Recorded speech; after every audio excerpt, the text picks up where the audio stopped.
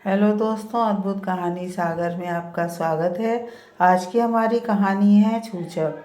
बहू, अपने मायके फ़ोन करके बता देना कि पहला बच्चा होने पर छूछक की रस्म में सभी घर वालों के लिए कपड़ों के साथ ही कुछ सोने का सामान जैसे अंगूठी या फिर चैन देने का चलन है। और बच्चे की बुआ के लिए सोने के कंगन आते हैं। बुआ सास कमली जी ने चारू को आदेश दे दिया। एक बार फिर से सबके लिए कपड़े और जेवर। अभी 1 साल भी नहीं हुआ मेरी शादी में, पापा ने कितना कुछ किया।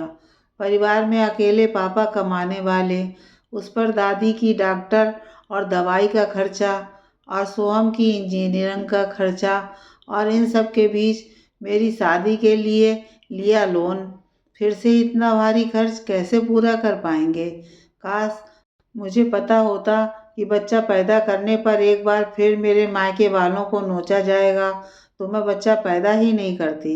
चारू सोचते सोचते ही रो पड़ी। तभी उसकी सास सरला जी उसके लिए लड्डू लेकर आईं। बहू, लड्डू खा लो, भूख लगी होगी तुम्हें। और लाडो, अभी तक सो रही है क्या? चारू कुछ ना बोली। सरला जी ने देखा कि चारू रो रही है तो प्यार से उसके सिर पर हाथ रखते हुए बोली, क्या हुआ बहू? माँ की याद आ रही है? बस थोड़े दिन की बात है, छूछक रस्म के बाद तुम मायके चली जाना। मम्मी जी, आपसे कुछ कहूँ तो आप बुरा तो नहीं मानोगी? चारू अभी भी रो रही थी। बहू, क्या बात है? तुम परेशान लग रही, सब ठीक है ना? सरला जी चारू के पास बैठते हुए बोली। मम्मी जी, आप मेरे पास के सभी गहने ले लीजिए और कुछ रुपए भी हैं। आप उनसे यहाँ के सभी लोगों को जो देना चाहती हैं मंगवा लीजिए, लेकिन मेरे मायके से छूछक के नाम पर गहने मत मांगिए। पापा के ऊपर मेरी शादी का ही कर्ज है, और फिर घर के खर्चे, छोटे भाई के कॉलेज की फीस। उनके पास अब इतना सामर्थ्य नहीं है कि वो भर भर कर सामान दे पाएँ। चारू बोलते बोलते रो पड़ी। पगली हो गई है क्या?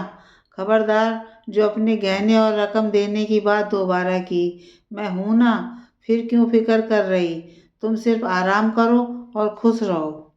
जच्चा बच्चा दोनों हंसते हुए मुझे दिखने चाहिए, बाकी सब चीज की चिंता मुझ पर छोड़ दो, सरला जी ने प्यार से डपटते हुए कहा।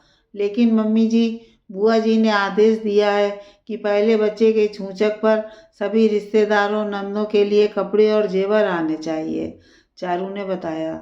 बुआ जी की बात पर ध्यान मत दो, उनकी आदत है कुछ ना कुछ बोलने की। सरला जी ने चारू को लड्डू खाकर बेफिक्र होकर आराम करने को कहा। कुआं पूजन के दिन चारू का दिल घबरा रहा था।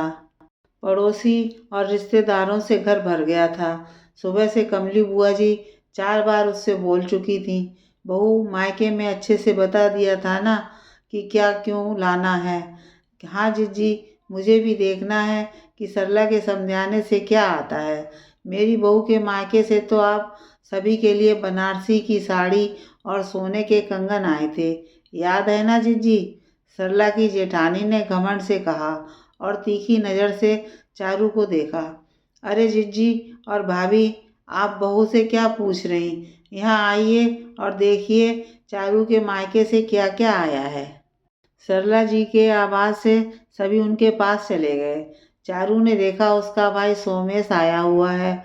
वो उसके पास आया और लाडो को गोद में लेकर खिलाने लगा। चारू ने मम्मी पापा के बारे में पूछा और फिर धीरे से बोली, भाई, सब सामान खरीदने में पापा का बहुत खर्चा हो गया होगा। नहीं दीदी, सब सामान जीजा जी और आंटी जी ने खरीदा। मम्मी ने जो सामान भेजा है आंटी जी ने अपने सामान के साथ वहाँ ड्राइंग रूम में सजा दिया, सोमेश ने खुलासा किया। चारू भी सरला के पास गई। उसने देखा ड्राइंग रूम का एक कोना सामान से भरा हुआ है।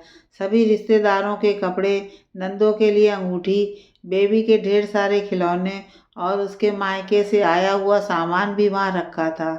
सभी रिश्तेदार बहुत खुश थे। कमली बुआ खुश होकर बोली, वाह सरला, तुम्हारे समझाने ने तुम्हारी इज्जत रख ली, हम सभी को खुश कर दिया। सभी रिश्तेदारों के जाने के बाद चारू सरला जी के पैर पकड़कर रोने लगी। थैंक यू मम्मी जी, आज आपने मेरे मायके की इज्जत रख ली, वरना। सरला जी ने चारू को उठाया और उसके बहते आंसुओं को पोंछते हुए बोली, मायके की इज्जत सभी बेटियों के लिए खास होता है, लेकिन ये ससुराल के रिश्तेदारों को समझ नहीं आता है। इतना बड़ा परिवार है कि कहाँ तक सबको खुश करें, कोई ना कोई नाखुश हो ही जाता है। मैं नहीं चाहती थी कि जो अपमान मेरे मायके वालों का इन लोगों ने किया था वही तुम्हारे मायके वालों के साथ हो। उस समय मैं कुछ कर नहीं पाई, लेकिन आज ये सब करके मुझे ऐसा लगा कि मैंने अपने मायके की इज्जत बचा ली। जितना ये घर मेरा है उतना ही तुम्हारा, इसलिए तुम्हारा सम्मान अब मेरा सम्मान है। सास बहू का रिश्ता हमेशा खट्टा और तकरार का होता है, लेकिन मैं चाहती हूँ कि हम दोनों के रिश्तों की खिचड़ी में तड़का चटपटा, मज़ेदार, मीठा और प्यार का हो। मम्मी जी, आपने सही कहा। जिस घर में आप जैसी माँ हो उस घर की खिचड़ी में तड़का हमेशा प्यार और विश्वास का ही होगा। आपकी बहू बनना मेरे लिए बहुत ही बड़ी खुशनसीबी है। चारू की आंखें खुशी से छलक गईं।